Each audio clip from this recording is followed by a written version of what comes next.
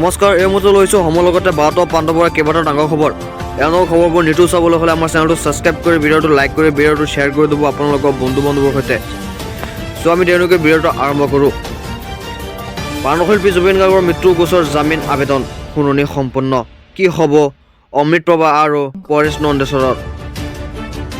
আজি অনুষ্ঠিত হৈছে প্ৰাণশিল্পী জুবিন গাৰ্গৰ মৃত্যুৰ গোচৰ। 5 অধিবক্তাই জামিন বিচাৰি আদালতত দাখিল কৰিছে আবেদন। শ্যাম কানু অমৃত প্ৰভাই জামিন বিচাৰিছে আদালতৰ দ্বাৰস্থ হৈছিল। জুবিন গাৰ্গৰ 2 দেহৰক্ষীয়েও দাখিল কৰিছে জামিন আবেদন।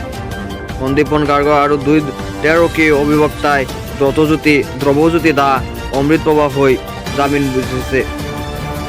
অভিযুক্ত হৈ জিলা আইন সেৱা প্ৰাধিকাৰীয়ে নিযুক্তি দিছে অধিবক্তা ধ্ৰুৱজ্যোতি দাসক।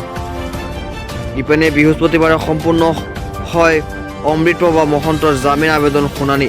পৰেশ বৈশ্য আৰু নন্দেশ্বৰ বৰাক জামিন শুনানি আজি সম্পূৰ্ণ। এতিয়া আহিছে আমি পৰৱৰ্তী খবৰলৈ। 7 দিনৰ ভিতৰত যাব লাগিব হিমন্ত বিশ্ব শৰ্মাৰ জেলত, এই ডাঙৰ মন্তব্য অখিল গগৈয়ে। অখিল গগৈয়ে কি কৈছে চাওঁ আহক। 7 দিনৰ ভিতৰত যাব হিমন্ত বিশ্ব শৰ্মাৰ জেলত, এই ডাঙৰ মন্তব্য।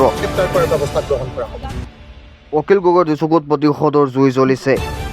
বিধানসভা সমষ্টিটো আমি নিশ্চিতভাৱে পাব লাগিব আৰু সেইকাৰণে আমি সংখ্যালঘু কেইবাটাও চিট, বহুত নহয় দেই, খুব কম সংখ্যক সংখ্যালঘু চিট আমি এবাৰ দাবী উত্থাপন কৰিছোঁ যে আমাক দিব লাগে। আৰু সংখ্যাগুৰুৰ চিট আমি তাতকৈ বেছিকৈ দাবী উত্থাপন কৰিছোঁ। এইবাৰ কাৰ চৰকাৰ হ'ব, বিজেপি নে কংগ্ৰেছ? কংগ্ৰেছৰ ষ্টাৰ কেম্পেইনাৰ কোন? এজন সংখ্যালঘু মানুহে কংগ্ৰেছক বেয়াও পাইছে, সেই সংখ্যালঘু মানুহক বুজাই বঢ়ায় আৰু উজনি অসমৰ সংখ্যাগুৰু এলেকা য'ত কংগ্ৰেছৰ স্থিতি দুৰ্বল হৈ আছে, সেই সংখ্যাগুৰু এলেকাবিলাকত, আমাৰ খিলঞ্জীয়া ভূমিপুত্ৰ জনজাতি এলেকাবিলাকত কংগ্ৰেছৰ হৈ ষ্টাৰ কেম্পেইনাৰটো মই হ'ম।